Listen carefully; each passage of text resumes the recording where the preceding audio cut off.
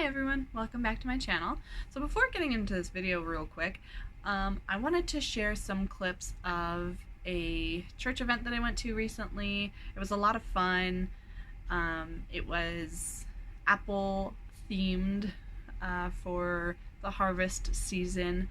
I am someone that is okay with Halloween, but I like to focus more on fall being cozy rather than scary personally. So it was really nice to go to that and had a lot of nice dessert, and the moon was really big. I tried to get a clip of it, you'll see it in a second, but my camera on my phone is not great for capturing stuff like that, so hopefully you will get the gist of it, but it was a lot of fun. So I will roll those clips now, and then we can start talking about the books that I'm reading.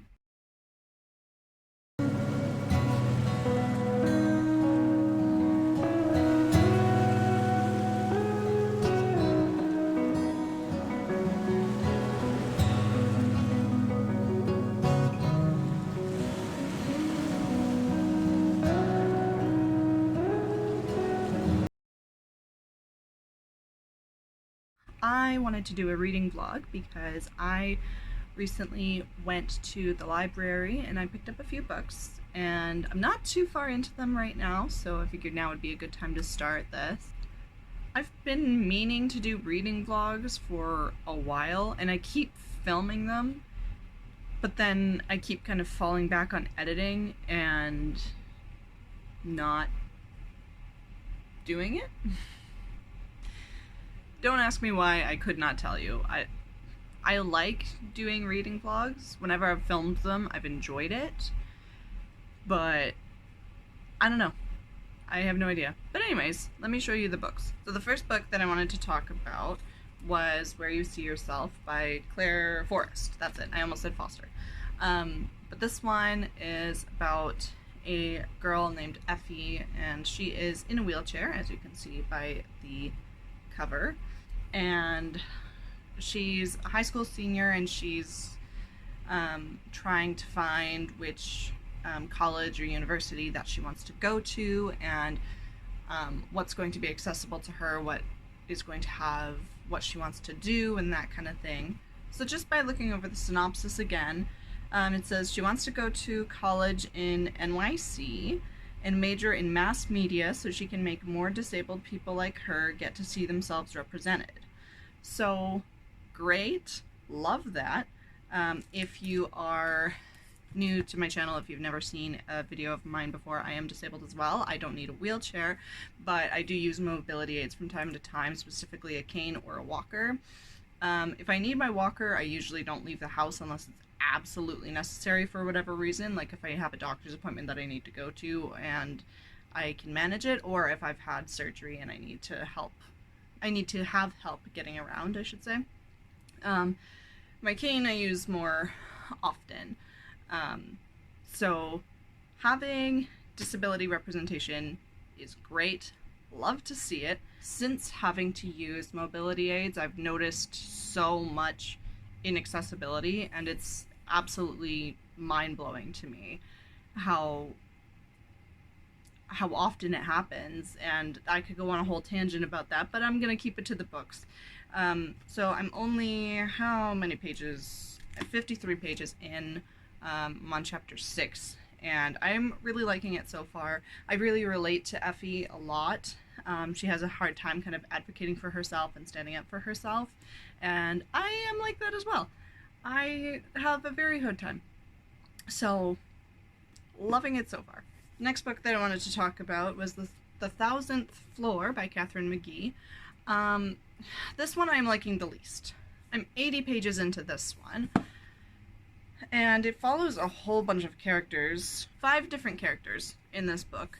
One of them might cause me to DNF this book. I've had this one on my TBR for a while, and I just haven't gotten around to reading it because Libby doesn't have it, at least from my library. And it's really interesting. It's like a YA dystopian about, like I said, all those 5 characters. It takes place in New York City, which is kind of funny since Where You See Yourself is also like talking about New York City. But anyway, but this is in specifically Manhattan in 2118. And there's this big like tower that's 1,000 stories high, and the higher up you live in this tower, the more like rich and wealthy you are, and the more privileges you have, and that kind of thing. They still travel around the world, but it's very technologically advanced, which is really cool. I really like the setting. The writing style is good, but one of the characters, Avery, she has, this is gonna have spoilers for these books, by the way, so if you don't want spoilers, real quick, I will mention that the other book is Defy the Night, so if you don't want spoilers for any of these books, click off now. But back to Avery. She has a crush on her adopted brother, and I just read a chapter where it's basically like their version of Spin the Bottle. They call it Spinners. And I think it has like some technology thing where there's like this cone that like once it's spun and chosen the two people that are supposed to kiss, there's like this cone thing that happens around them to give them privacy or whatever. I don't know. It is a little bit hard to understand fully, but they ended up kissing, and then now she has feelings for him, and it's really gross, and he seems to kind of have feelings for her too, and it's just, I don't like it.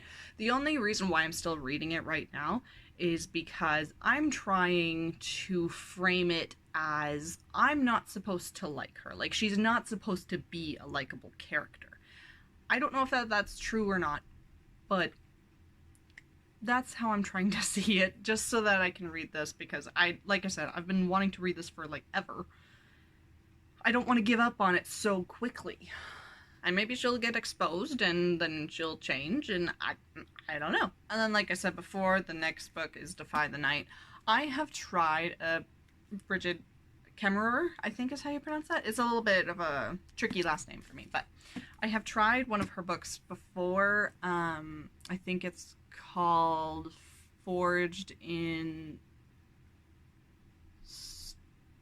Stars and Fire, something along those lines. I'll put a picture up.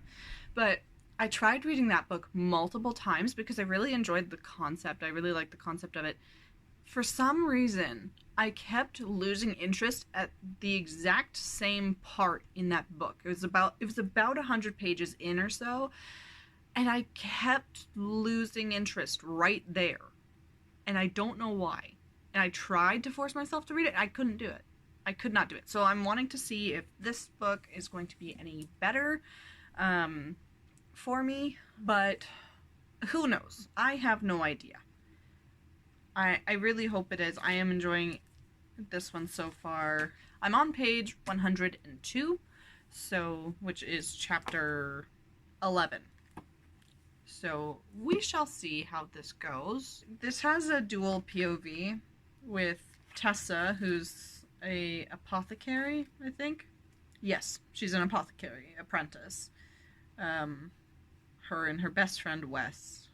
And then there's also Korik, I think his name is. He is kind of like a prince, like he's next in line to his brother for being king. And he's called the King's Justice, I believe. So, from my understanding, his job is to kind of reinforce, like, what his brother sets in place, and to deal with all the stuff that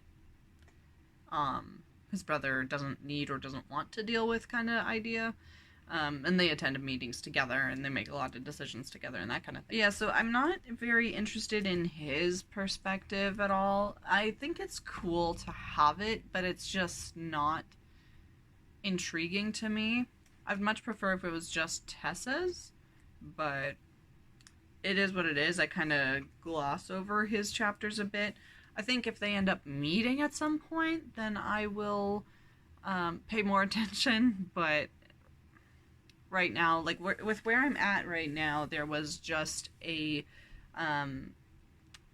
kind of rebellion attack. There were these, I forget if it was 12 or 11, somewhere around there, rebels that had been caught and captured, and they were going to be executed. And then one of them speaks out and saying, like, you don't have to take this, you can rebel, because if you don't know, this is about the kingdom of Kandala, I think. I'm not sure how you pronounce it exactly, but there's this sickness going around, and the only cure for it is what's called a moonflower, and you have to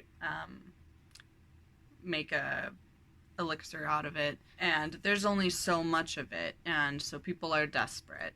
So this rebel was saying, he was basically calling for people to rebel and join a group called the Benefactors. Haven't gotten too much to them yet.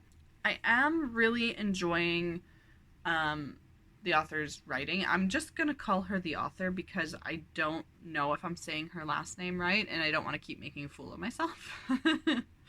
So that's where that's at. But I am really liking her writing. I really like the cover and how, like, shimmery. I don't know if you can tell because there's the plastic over the hardcover, but the letters for Defy the Night are shiny, and it's really cool. But I have heard really good things about this one. My expectations and hopes are kind of low. Well, my expectations are low, but my hopes are a little bit up there because this does sound really interesting.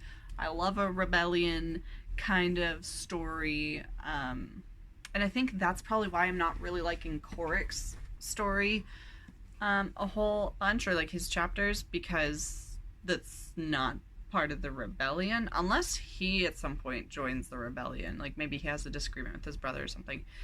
I'm just theorizing, but yeah, it could go there. I don't know, but I will update you when I read more. I'm trying to read about 2 to 3 chapters in each book in a day, and I am a mood reader, so that's a bit of a challenge for me. I'm not typically someone who can read a book in a single sitting, even if it is a thinner book like Where You See Yourself. That's pretty thin. I think it's only like 350 pages or so, something like that. So, you know, even if it's short like that, unless it's like a short story or a novella, I'm not going to be able to read it in one setting. Like I said, I'm a mood reader and I'm a mom. So things get disrupted and interrupted. The quickest amount of time I've read a full-length novel has been 2 days. I haven't been able to make it one. So I will quit yapping and I will update you when I read more and have more thoughts. So I have made progress in all of my books, starting with the Thousandth Floor. Avery is still annoying me. And I don't think I mentioned this before, but she really kind of reminds me of Miranda from Mass Effect. They've both been genetically modified to look perfect, basically, and that kind of thing. And both a little arrogant. I'm not a big fan of Miranda, and I'm not a big fan of Avery. Although Miranda, I don't think, would want to date an adopted brother, if she had one. So there is that. I'll give Miranda credit for that. But Avery, she's driving me insane. The rest of the characters I do really like. Lita or Letta, I'm not entirely sure how it's pronounced. I think it's Letta. I'm liking her storyline. I think overall the rest of the characters are interesting and fine. And I'm not sure if Atlas is returning Avery's feelings. There are some times when it seems like he is, and then other times when it seems like he's not. But then he also has a thing with Letta, and it's just... don't like that. As I said before, I do really like the writing style, so I don't know. We will have to see. There was, in the prologue, it was talking about how somebody fell, and there was, like, they were wondering if somebody pushed her and that kind of thing. I don't know who it's gonna be, because all of the characters, Watt is out of the picture because he's a boy, and they identified the person who fell from really high up as female, so, you know, it's not Watt, but I have a feeling it is one of the main characters that fell. But out of the girls, it's tough to say. I think out of all of them, Letta or Avery are probably the most likely. Because while Eris and Rylan, and I think that's it, yeah, while those two are going through a lot and they're under a lot of stress, I don't think it would be to the point of, like, suicide or something. There could also be maybe Avery pushed Letta, or Letta pushed Avery, or something like that. Avery was one of the... it was explained that she was, like, climbing up where she shouldn't have been, and, like, going out on a balcony when it was too high up. She was on, like, a maintenance balcony or something, and people aren't supposed to be up there unless they're working on it, kind of thing. Everyone else... I think there was another character who also went out on a balcony, and I think it might have been Letta, but I think that one was legal, and it was fine. I think it was just part of her apartment. So, I don't know. My guess is it's involved Avery somehow. A part of me is kind of wanting it to be Avery because of all the reasons that I mentioned. That she's not great of a person. And I don't really sympathize with her at all. She's very unlikable. I think that's all I have to say on that one. Now, with Where You See Yourself, I am really enjoying this one. I really relate to Effie as a character, and as I mentioned before, you know, I'm not a wheelchair user, but there have been times where I've needed to take my walker out. Sometimes it's just been as a precaution because of my POTS and that kind of thing. In case I need to sit down, I want to be able to make sure I have that. Or if I am planning on going out and I'm not sure there's going to be a place to sit and my pain is high enough that I know I'll need that at some point, and I would rather have my walker to be comfortable. Like I said before, I do try and stay home if it's bad enough that I do need it, but sometimes if I already have something planned, like an event that I really want to go to or something like that, I will bring it. Like, for example, there was a convention that I went to, and I was dressed as a Jawa from Star Wars. That was a poor choice for somebody with mobility issues. But you live and you learn. But I brought my walker for that because I didn't know how much seating was going to be available. I ended up not needing it because we were able to go sit down in actual chairs whenever I needed to, so it wasn't necessary, but that was one instance where I wanted to make sure I had that in case I did need it. Because the last thing I want to do is faint. If I need to sit, I need to sit. Or to have my pain skyrocket. So, anyway, that was a tangent. But there was a moment in here where the seniors of this high school are allowed to leave campus for lunch, but there was a security measure in place where you had to leave through, like, the main door, and the main door wasn't accessible to Effie because it's 3 flights of stairs. So there was a big thing about that. The principal didn't do anything about it. Effie had asked her if she could allow the I forget what they're called, but the doors that allow for people in wheelchairs to get in and out, or you push the button, the accessible doors, I think is what they're called, because this high school doesn't have those active, and I guess it's like for a security issue to stop kids from leaving in the middle of the day or something like that. So, you know, she was asking for that, and the principal was like, no. She just said no. That they weren't going to do that. Part of her reasoning was because of, she said that she didn't know if, like, they can't guarantee that they were going to be able to have someone supervising that door to make sure that no one who isn't supposed to leaves and that kind of thing. But in my mind, I'm just thinking, it's not that hard of a job. They just have to stand there and wait.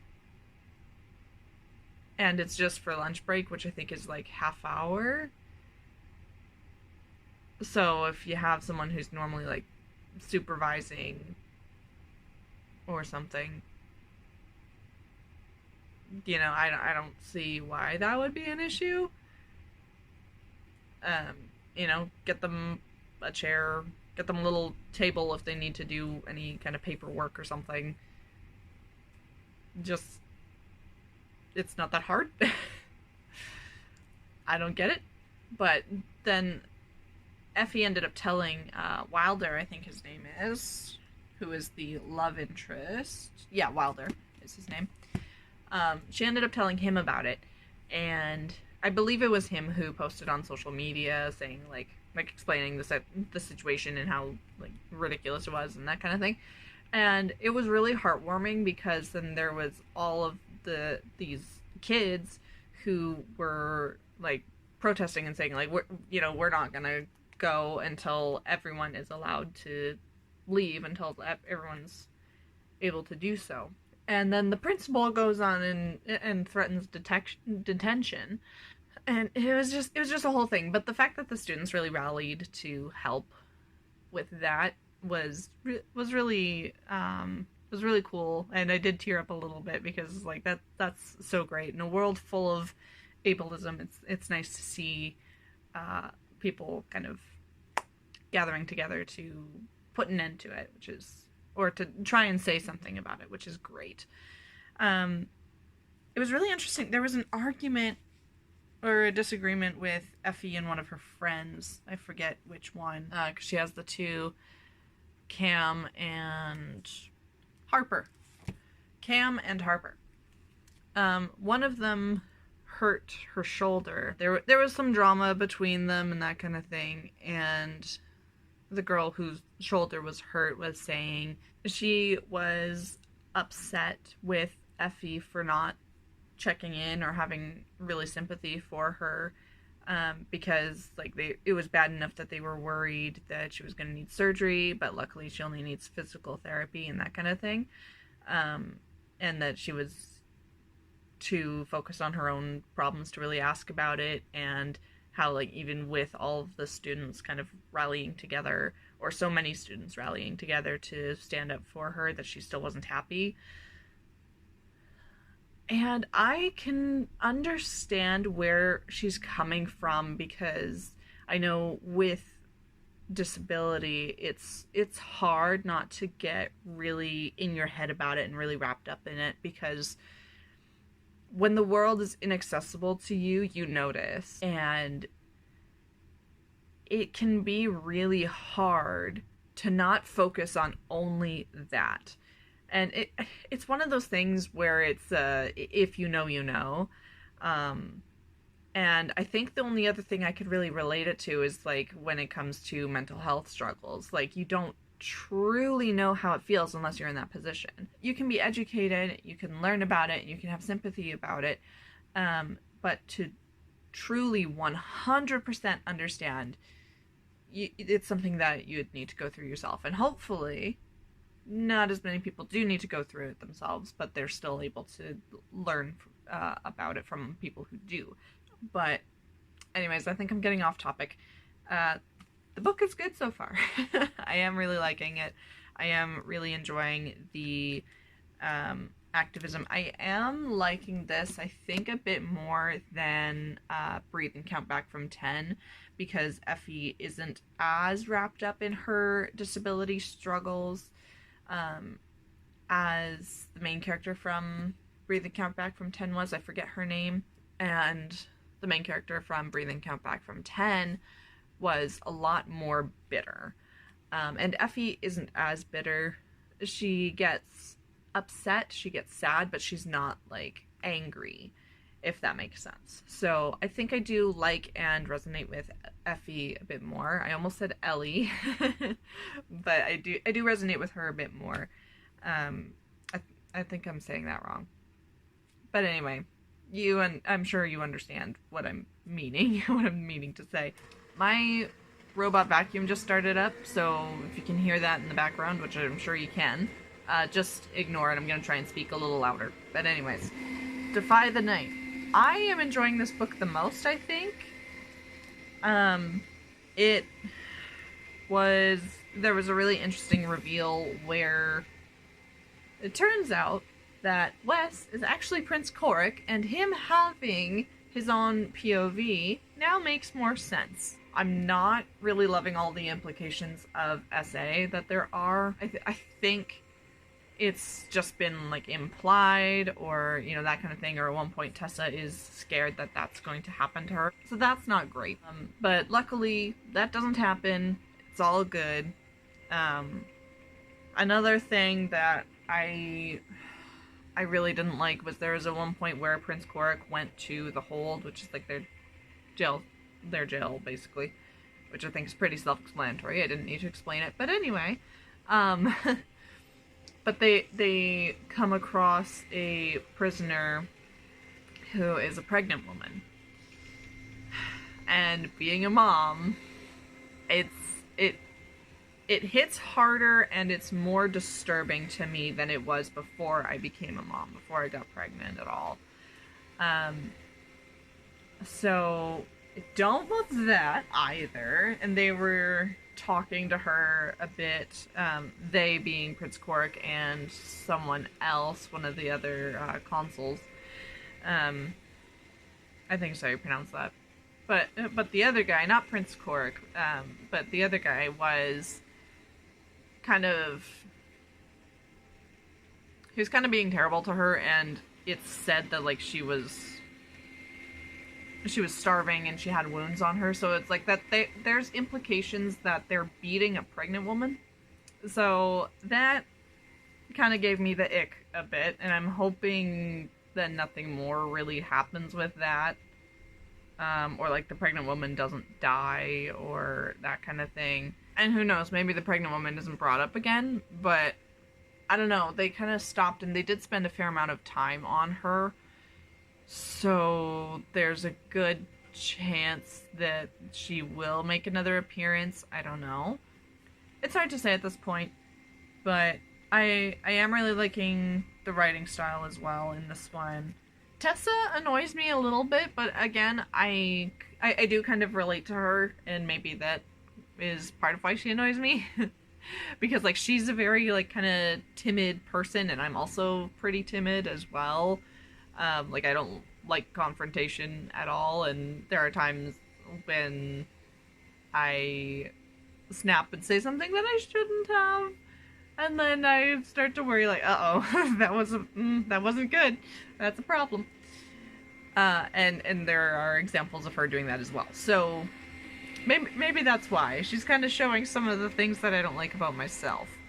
The political stuff is still a little bit boring to me. Like, I understand it's necessary, but I don't know. I think I said it before, but I'm about 40% of the way through all of these books.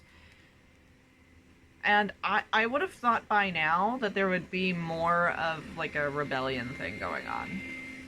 And so far there isn't. So far, Tessa snuck into the palace, was caught, and now they're trying to kind of create this story around why she was there, and, that she wasn't there to kill anybody, and that she was just there to... Oh, I forget exactly what it was. I think it was more that, like, she was wanting to adjust the dosing of the moonflower elixirs. Correct me in the comments if I'm wrong, or maybe next time I update you, I'll correct myself. So if I don't correct myself, please correct me. In a kind way, of course, but they're trying to lie about why she was there, so that she doesn't get thrown into the hold and she doesn't get executed and that kind of thing. So that's kind of all that's really happened. I was honestly expecting a bit more from it. But one of the things that is keeping me going is that Stephanie Garber blurbed it. She said, "It was a captivating combination of thrilling adventure, swoon-worthy romance, and royal intrigue."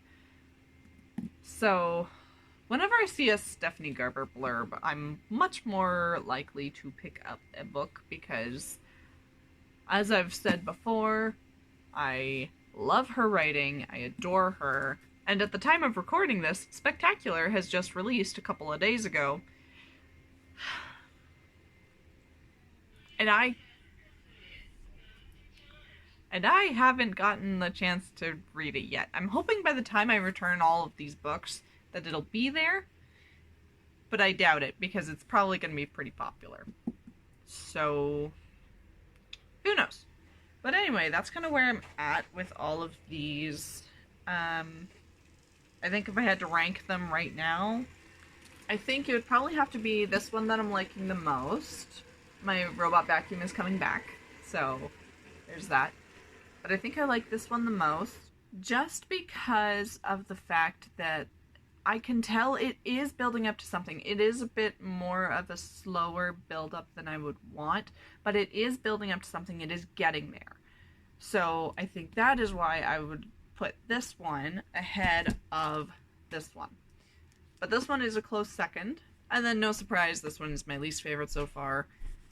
I want to love this. I really, really do. So I'm hoping that Avery has some kind of revelation and character growth, and she realizes, hey, having feelings for my adopted brother is wrong. Even though there's no blood relation, it's still the brother-sister type of relationship. So it's still wrong. So get your act together, girl. Please.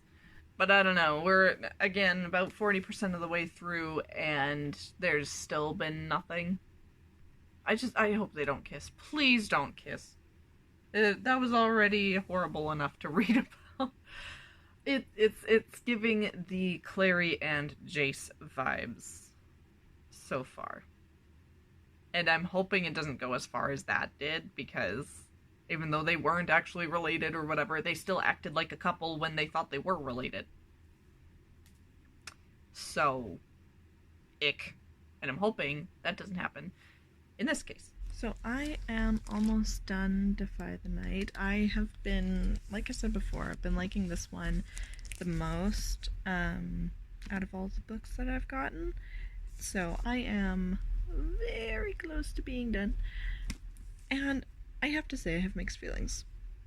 I really do. Because the synopsis is kind of misleading.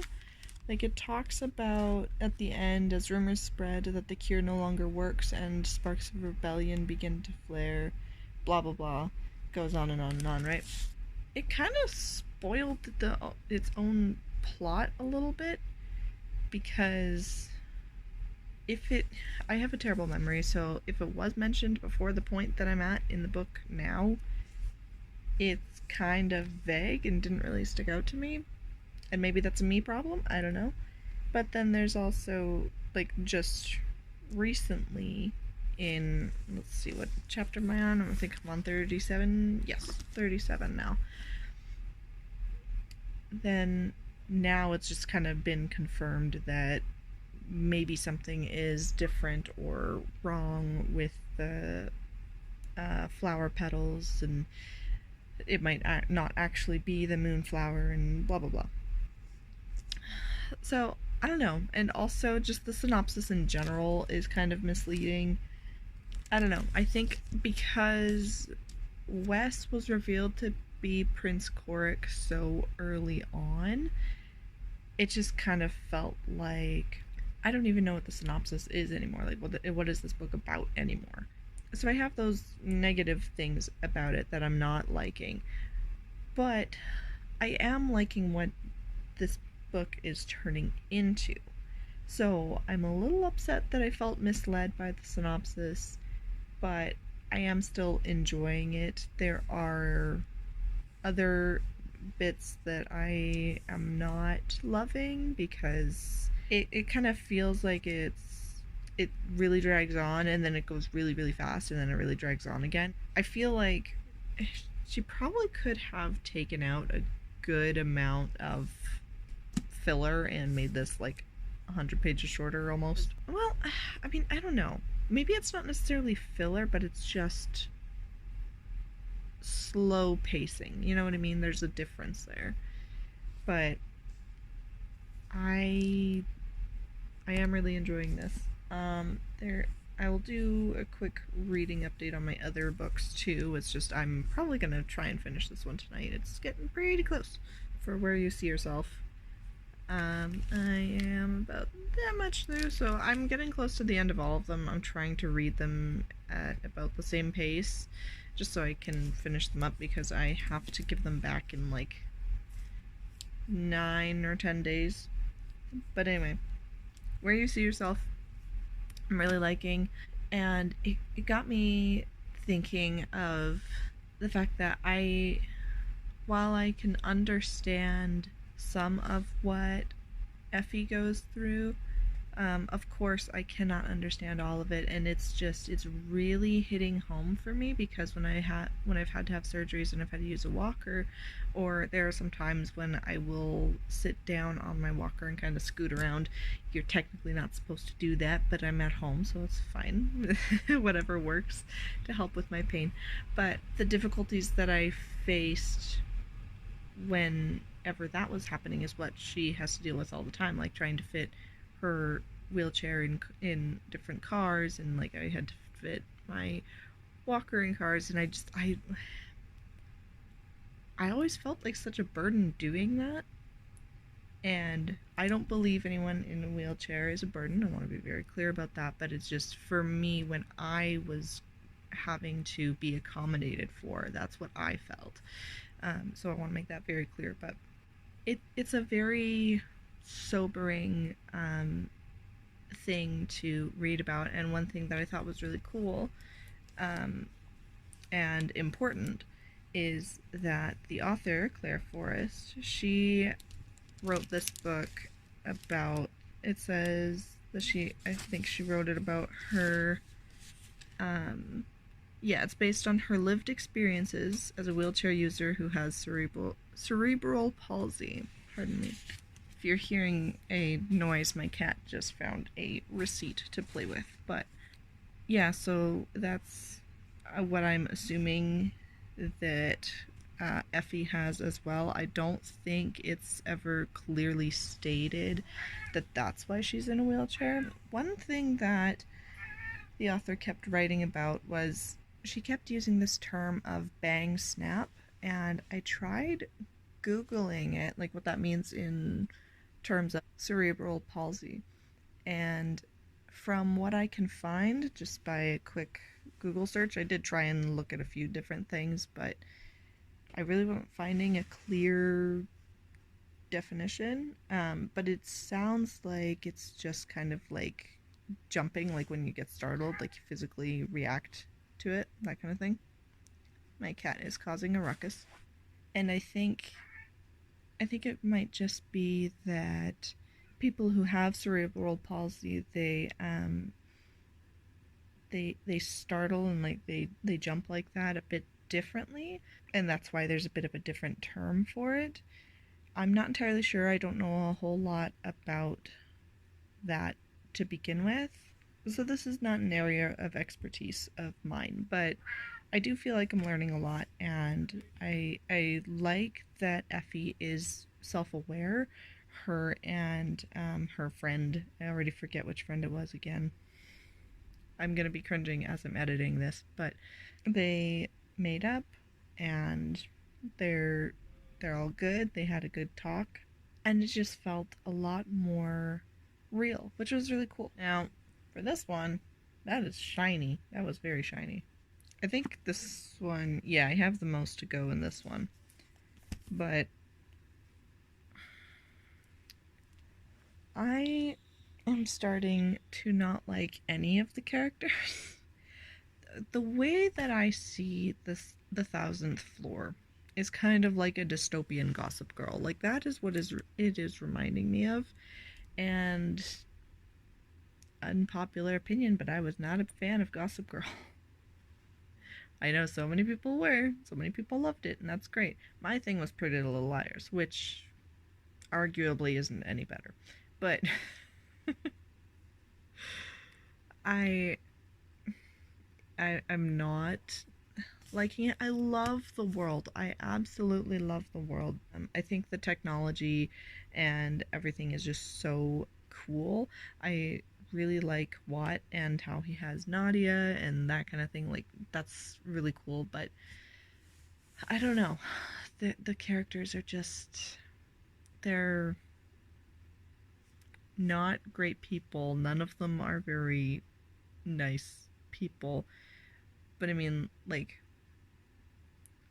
even Watt as a character, he was saying that he was just like sending flowers and that kind of thing to Avery, um, until she said yes, basically, to going out with him. And it's just like, first of all, I don't remember it happening that way. And second of all, even if that's true, don't do it. And I was right before. Atlas does actually want to get with Avery, and that is just gross. It really is. I want to finish it. Partly because I got it from the library, and I want to read it and have it not just sitting there for the next few days not being read. And I have this thing where once I start something, I feel like I need to finish it. Like, I will stop reading books pretty early on, but when I am this close, I was so anticlimactic because I held it all the way up here. But when I am this close to finishing it, I have to finish it. I have to know how it ends. So I might struggle through it, but maybe, who knows, maybe the ending will save it and I'll want to continue. I almost do kind of want to continue with the series anyways, even though I'm really not liking the characters, because sometimes there are some books where the first book is the worst one, and then every book after that is better. And this is only a trilogy, so I think I'm gonna push through for that, and also for my reading goal, because I had originally said that I wanted to read 50 books this year. That did not happen. It has been kind of a rough reading year for me, and so I changed it. I think I changed my reading goal to 30 now, and I'm still struggling with that. So I want to make sure I finish all 3 of these books, for those reasons. And then on Libby, I have Funny Story by Emily Henry. I have that back. I had it, and I was like this close to finishing it. I was like 90% of the way through, and then I was trying to finish reading it in one day because I had to give it back. I had kind of lost track of time of how long I had it, and then Libby took it back from me, and then I had to put it on hold again. So I just got it again. So that one I'll be able to finish up really quick. Yeah, so that is where I'm at.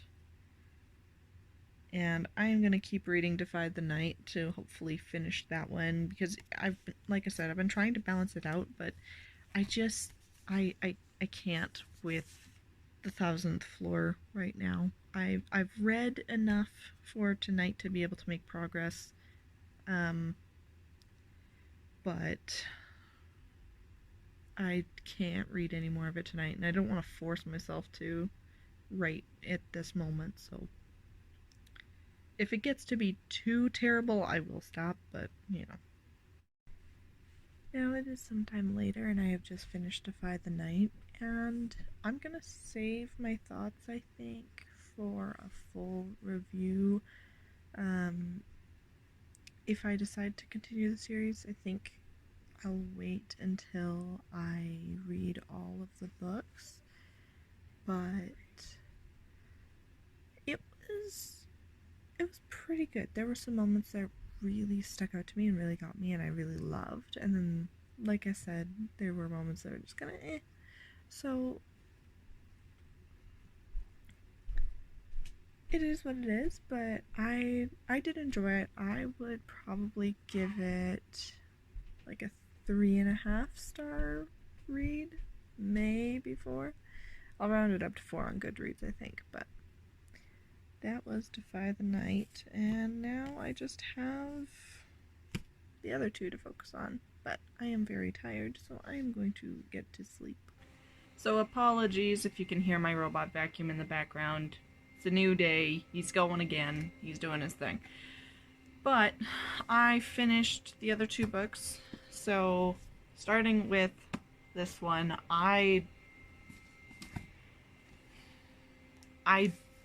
it was bad. It was really bad. On Goodreads I gave it 2 stars because I love the world. The whole society, the tower. Apparently there's towers like all around the world kind of thing. Which is just, it's so cool. I think it was that the first one was in New York. And then more got built. And it was so cool to read about. But everything else was so bad. I've expressed my problems. There's Wally. He's done. I've expressed my problems with Avery before, but at the start of this book, I liked basically the rest of the characters. I don't remember exactly what my opinion was on all of them, but I think, if I'm remembering right, it was just Avery that I didn't like. I mean, who knows? Maybe I'll be editing this and I'll realize that I was wrong and that I said something different at the beginning. But by the end, I almost hated every single one except for Eris. And in the prologue, I don't remember if I mentioned this or not, but in the prologue, it's like, it starts off that somebody finds a dead girl on the ground, and she had fallen from the tower, and they didn't know who it was. So the whole time you're wondering, like, who's the girl who fell from the tower? And it was Eris. So the one character that I still liked is the one that died. And that was bad enough. But then, given like the last couple of chapters, it seemed like the sequel was just going to be almost a rehash of everything that happened, because in this book it's finding out all the secrets, like what has Nadia, the AI thing, in his head. Letta has her addiction problems.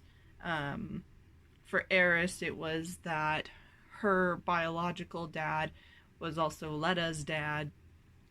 And the weird thing is that, like, Letta really went off the deep end, and she really kind of became a psychopath. Like, she drugged Watt, and she had started kissing him, and then he said no, and then she did stop with that, but then she still, like, pried him for information, and she was able to find out Avery and Atlas were together. They were a thing. That's all gross. And then she, I mean, got into Watt's bedroom, I think it was, where he has all of his technology stuff and where he keeps, like, the source of Nadia and keeps things running, so she was able to find that out. So Letta knows everyone's secret. She had seen Eris and her dad talking, and Eris gave her technically biological dad a kiss, just like a friend, not a friendly, like a family kiss. Nothing weird with that, but because she doesn't know, that was the one thing she didn't know. Because she doesn't know that Eris's dad is her dad too, and it's complicated, she thought that they were hooking up, which I guess is a fair assumption. But she also knew about Rylan stealing from Cord. I don't think I mentioned him. He is like a drug dealer type character. And Rylan and him were kind of a thing. I think someone else, there's a like thing in the back which is really helpful. It shows like who lives on what floor and their relationship and that kind of thing. Okay, so Eris and Cord had their thing, and then Rylan and Cord had a thing too. So Letta found out about that, and it's a whole thing. And the reason why Eris fell was because Letta was confronting Avery about her relationship with Atlas, saying that she knows about it and trying to like blackmail her and that kind of thing.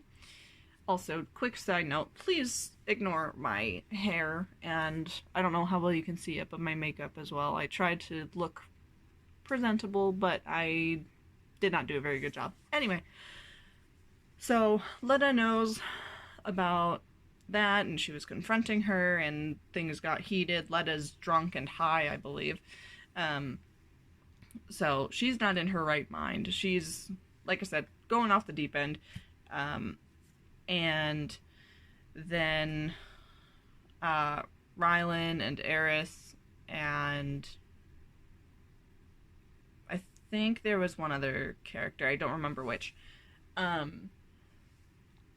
but they were there, they started to witness it, and Letta was insinuating, Watt was there, that was, yeah, they were all, that was all of them, right? Yeah, that was all of them. So they were all there at some point, and she was insinuating that she knew everybody's secrets. She wasn't fully saying what they were, but that's what she was implying. I don't think I mentioned it yet. My ADHD is, well, ADD, technically, is kind of going all over the place. But part of Rylan's secret was that she sold drugs, and then she also stole from Cord in order to sell them to get her POS boyfriend out of jail. So, that was part of her whole thing. And then Eris tried to get Letta to calm down and come away from the ledge because she was getting kind of close to falling over. And Letta freaked out and said, like, get away from me, and ended up pushing Eris over. And then Letta says that they all need to have the same story. No one pushed anyone. She was drunk and she fell, and that's all that happened. And that if they didn't say that to the police, that she was going to reveal all their secrets. Then, after Eris's death, we get Mariel.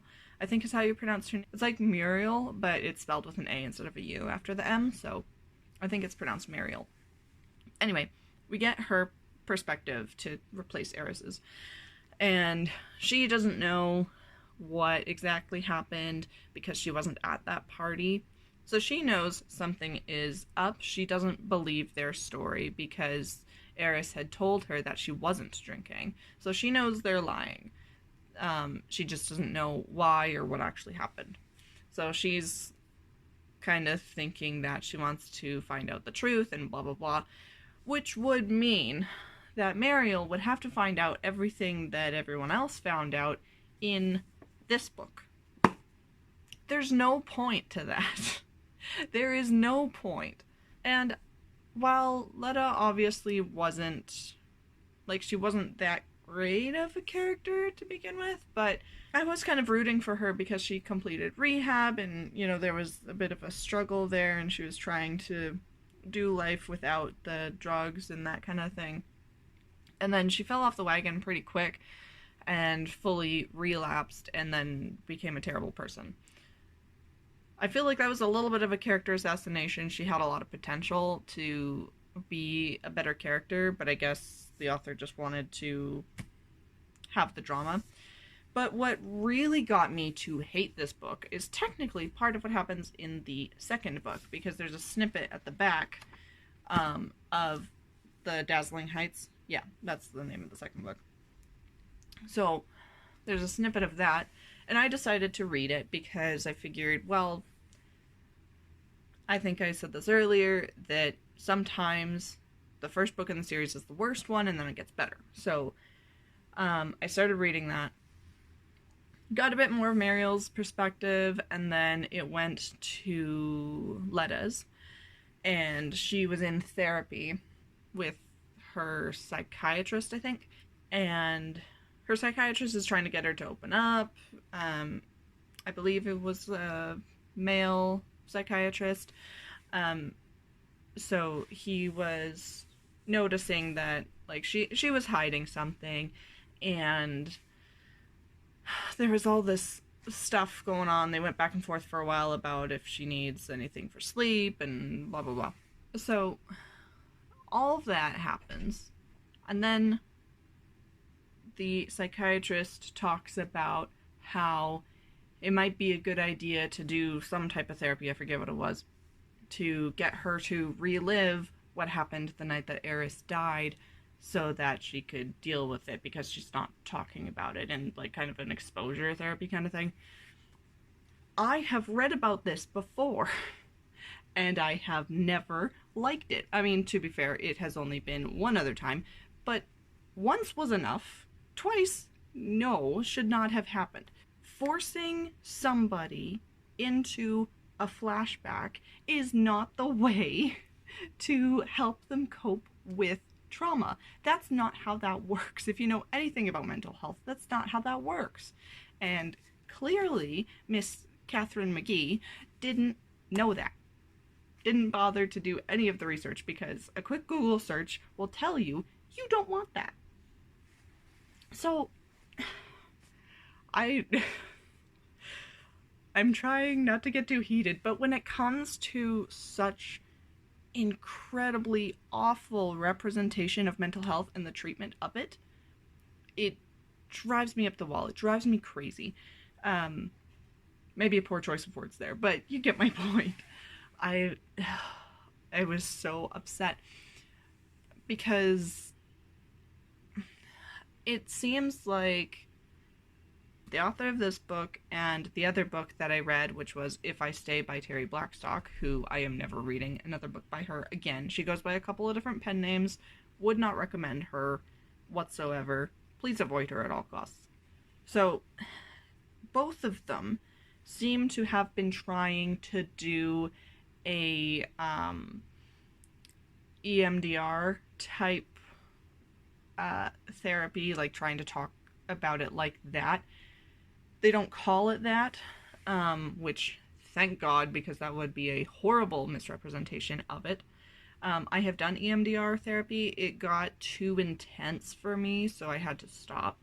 But the goal of it is not to force someone into a flashback. It is to bring up the trauma piece by piece, like just taking it one step at a time. It's a little bit hard for me to explain.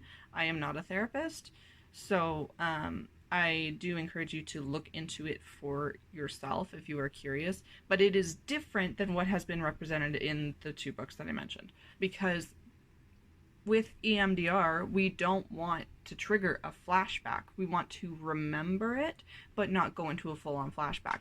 They were talking about full-on flashbacks.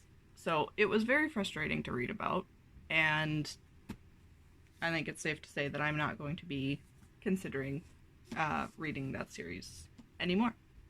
But on the bright side, Where You See Yourself was a 5-star.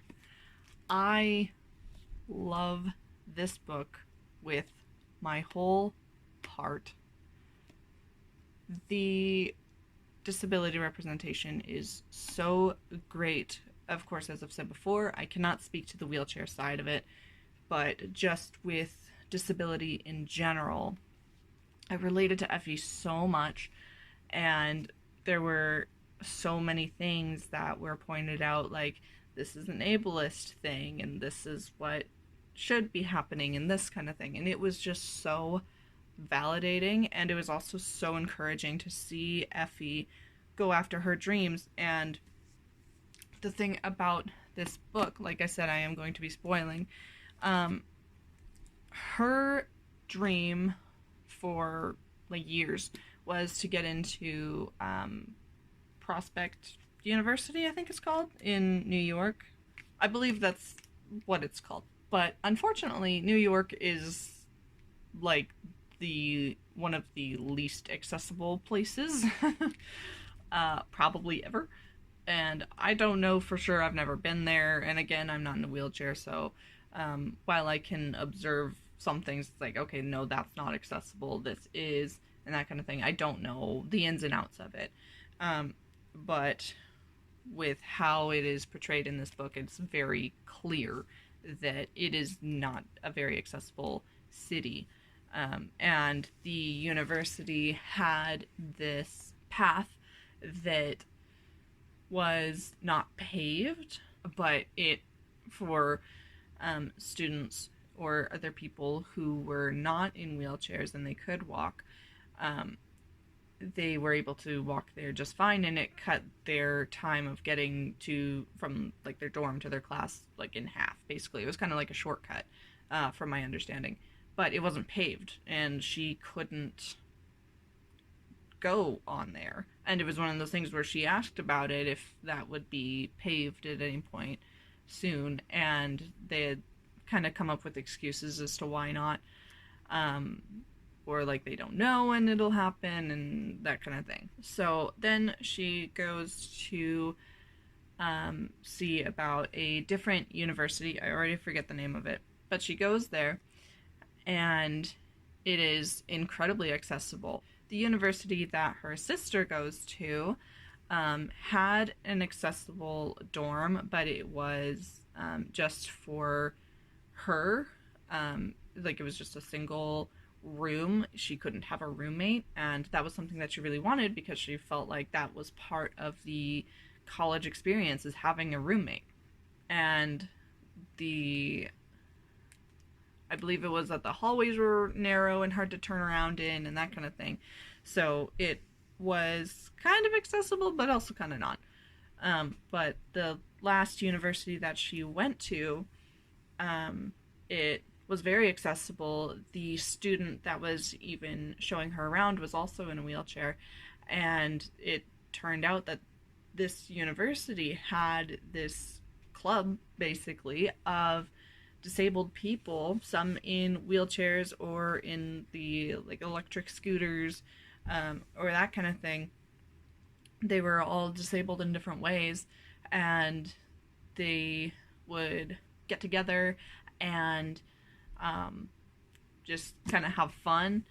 I believe they were also advocating for disability rights and that kind of thing. And it was just so beautiful to see. And one of the things that Effie struggled with was if she would be able to date Wilder, because she is disabled and he isn't. And how awkward that could be and that kind of thing. But then her tour guide, I forget what her name is as well. She has a boyfriend who is not in a wheelchair. And so seeing that, she kind of felt bad about, like, that's one of the first things that she noticed about him.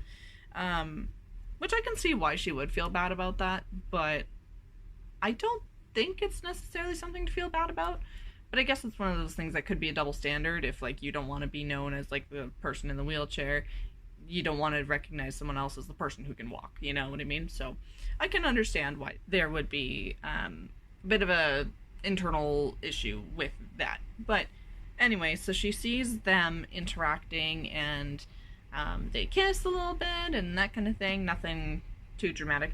She starts to believe that her and Wilder could actually be a couple, because if they can make it work, why couldn't she? But the thing that really got me was there was a quote, and in the acknowledgments, but I'll get to that. There was a quote in here that I absolutely loved.